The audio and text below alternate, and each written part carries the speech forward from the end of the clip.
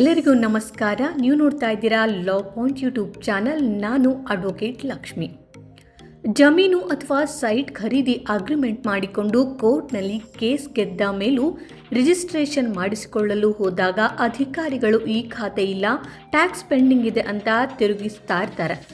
ಈ ಸಮಸ್ಯೆ ಕರ್ನಾಟಕ ಹೈಕೋರ್ಟ್ ಇತ್ತೀಚೆಗೆ ಏಪ್ರಿಲ್ 22, 2026ರಂದು ಒಂದು ದೊಡ್ಡ ತೀರ್ಪು ನೀಡಿದೆ. ಸ್ಪೆಸಿಫಿಕ್ ಪರ್ಫಾರ್ಮೆನ್ಸ್ ಡಿಗ್ರಿ ಫೈನಲ್ ಆದಮೇಲೆ ಇಂತಹ ತಾಂತ್ರಿಕ ಕಾರಣ ಹೇಳಿ ರಿಜಿಸ್ಟ್ರೇಷನ್ ತಡೆಯಲು ಬರೋದಿಲ್ಲ ಅಂತ ಕೋರ್ಟ್ ಸ್ಪಷ್ಟವಾಗಿ ಹೇಳಿದ. ಈ ಜಡ್ಜ್ಮೆಂಟಲ್ಲಿ ಏನು ಹೇಳುತ್ತೆ, ಇಲ್ಲಿ ಏನೆಲ್ಲ ವಿಷಯಗಳಿದೆ ಈ ವಿಡಿಯೋದಲ್ಲಿ ನೋಡೋಣ ಬನ್ನಿ. Welcome to law point.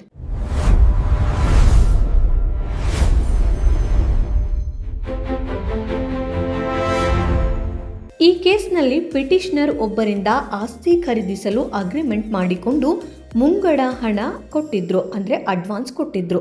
ಆದರೆ ಪ್ರಾಪರ್ಟಿ ರೇಟ್ ಹೆಚ್ಚಾದಾಗ ಸೆಲ್ಲರ್ ಸೇಲ್ ಡೀಡ್ ಮಾಡಿಕೊಡದೆ ಮೋಸ ಮಾಡಲು ನೋಡ್ದ. ಇದರಿಂದ ಬೇಸತ್ತು ಬಯರ್ ಕೋರ್ಟ್ ಮೊರೆ ಹೋದರು. OS ನಂಬರ್ 138/18 ಅಂದರೆ 2018 ಸ್ಪೆಸಿಫಿಕ್ ಪರ್ಫಾರ್ಮೆನ್ಸ್ ಸೂಟ್ ಫೈಲ್ ಮಾಡಿದ್ರು. ಇವರು ಕೋರ್ಟ್ನಲ್ಲಿ ಕೇಸನ್ನು ಹಾಕ್ತಾರೆ. ಈಗ ಸ್ಪೆಸಿಫಿಕ್ ಪರ್ಫಾರ್ಮೆನ್ಸ್ ಅಂದರೆ ಏನು ಅಂತ ನೋಡೋದಾದರೆ, ನೀವು ಸೈಟ್ ಖರೀದಿಸಲು ಅಗ್ರಿಮೆಂಟ್ ಮಾಡಿಕೊಂಡು ಹಣ ಕೊಟ್ಟಿರ್ತೀರಿ.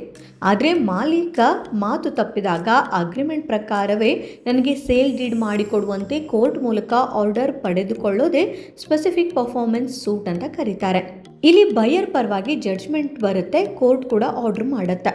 ಆದರೆ ಇಲ್ಲಿ ಸೆಲ್ಲರ್ ಕೋರ್ಟ್ಗೆ ಬರೋದೇ ಇಲ್ಲ, ಸೇಲ್ ಡೀಡ್ ಮಾಡಿಕೊಡಲಿಲ್ಲ. ಆಗ ಬಯರ್ ಎಕ್ಸಿಕ್ಯೂಷನ್ ಪಿಟಿಷನನ್ನು ಹಾಕೊತಾರೆ. ಇಲ್ಲಿ ಕೋರ್ಟ್ ಕಮಿಷನರ್ ಅವರನ್ನು ನೇಮಕ ಮಾಡಿತ್ತು. ಮೂಲ ಮಾಲೀಕ ಸಹಿ ಮಾಡದಿದ್ದರೆ ಕೋರ್ಟ್ ಪರವಾಗಿ ಅಧಿಕೃತವಾಗಿ ನೇಮಕಗೊಂಡ ಈ ಕಮಿಷನರ್ ಓನರ್ ಜಾಗದಲ್ಲಿ ನಿಂತು ಸೇಲ್ ಡೀಡ್ ದಾಖಲೆಗೆ ಸಹಿ ಮಾಡಿ ಎಕ್ಸಿಕ್ಯೂಟ್ ಮಾಡಿಕೊಡಬಹುದು. ಇದು ಸಂಪೂರ್ಣ ಕಾನೂನುಬದ್ಧವಾಗಿದೆ ಅಂತ ಹೇಳುತ್ತೆ.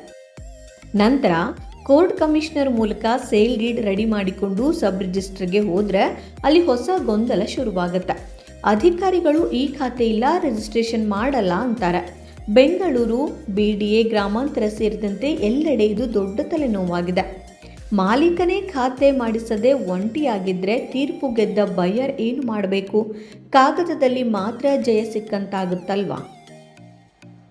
ಈ ವಿಚಾರವನ್ನು ಗಂಭೀರವಾಗಿ ಪರಿಗಣಿಸಿದ ಹೈಕೋರ್ಟ್ ಮಹತ್ವದ ಒಂದು ನಿರ್ದೇಶನವನ್ನು ನೀಡಿದೆ. ಮಾಲೀಕ ಕೋಆಪರೇಟ್ ಮಾಡದಿದ್ರೂ ಕೂಡ ಎಕ್ಸಿಕ್ಯೂಟಿಂಗ್ ಕೋರ್ಟ್ ಕಮಿಷನರ್ ಮೂಲಕ ಸೇಲ್ ಡೀಡ್ ಪೂರ್ಣಗೊಳಿಸಬಹುದು. ರಿಜಿಸ್ಟ್ರೇಷನ್ಗೆ ಈ ಖಾತೆ ಬೇಕಿದ್ದರೆ ಸ್ಥಳೀಯ ಪ್ರಾಧಿಕಾರಿಗಳಿಗೆ ಅಂದರೆ BBMP, ಪಂಚಾಯತ್ ಈ ಖಾತೆ ನೀಡುವಂತೆ ಕೋರ್ಟ್ ನೇರವಾಗಿ ಆದೇಶ ಮಾಡಬಹುದು. ಈ ಖಾತೆನ ಒರಿಜಿನಲ್ ಓನರ್ ಅಥವಾ ಕೋರ್ಟ್ ಕಮಿಷನರ್ ಹೆಸರಿನಲ್ಲೇ ಆದರೂ ಕೂಡ ವಿತರಿಸಬೇಕು. ಈ ಖಾತೆ ಇಲ್ಲವೆಂದು ನೀಡುವ ನಕಾರಾತ್ಮಕ ಎಂಡೋರ್ಸ್ಮೆಂಟ್ ರದ್ದಾಗಿ 2 ವಾರಗಳಲ್ಲಿ ಪ್ರಕ್ರಿಯೆ ಮುಗಿಬೇಕು ಅಂತ ಹೇಳಲಾಗಿದೆ. ಇನ್ನು ಓನರ್ ಕಟ್ಟಬೇಕಾದಂತಹ ಪೆಂಡಿಂಗ್ ಟ್ಯಾಕ್ಸನ್ನು ಬಯ್ಯರ್ ಕಟ್ಟಿ ನಂತರ ಹಣವನ್ನು ರಿಕವರಿ ಮಾಡಿಕೊಳ್ಳಬಹುದು. ಕೋರ್ಟ್ ಕಮಿಷನರ್ ಎಕ್ಸಿಕ್ಯೂಟ್ ಮಾಡಿದ ಸೇಲ್ ಡೀಡ್ ಮೇಲೆ ಸಬ್ ರಿಜಿಸ್ಟರ್ ಯಾವುದೇ ಅನಗತ್ಯ ಆಕ್ಷೇಪಣೆಯನ್ನು ಎತ್ತುವ ಹಾಗಿಲ್ಲ. ರಿಜಿಸ್ಟ್ರೇಷನ್ ಕಡ್ಡಾಯವಾಗಿ ಆಗಲೇಬೇಕು ಅಂತ ಹೇಳಿದೆ. ಸೊ ಸ್ನೇಹಿತರೆ, ಕೋರ್ಟ್ ಕೇಸ್ ಗೆದ್ದು ಓನರ್ ಖಾತೆ ಮಾಡಿಸದೆ ಅಥವಾ ಟ್ಯಾಕ್ಸ್ ಕಟ್ಟದೆ ಸತಾಯಿಸುತ್ತಿರುವ ಸಾವಿರಾರು ಜನರಿಗೆ ಈ ತೀರ್ಪು ದೊಡ್ಡ ವರದಾನವಾಗಿದೆ. ನೆನ್ಪಿಡಿ, ಇದು ಅಕ್ರಮ ಪ್ರಾಪರ್ಟಿಗೆ ಅನ್ವಯಿಸೋದಿಲ್ಲ. ಒಪ್ಪಂದದ ಪ್ರಕಾರ ಲೀಗಲ್ ಆಗಿ ಕೋರ್ಟ್ ಡಿಗ್ರಿ ಪಡೆದವರಿಗೆ ಮಾತ್ರ ಇದು ಅನ್ವಯವಾಗುತ್ತೆ.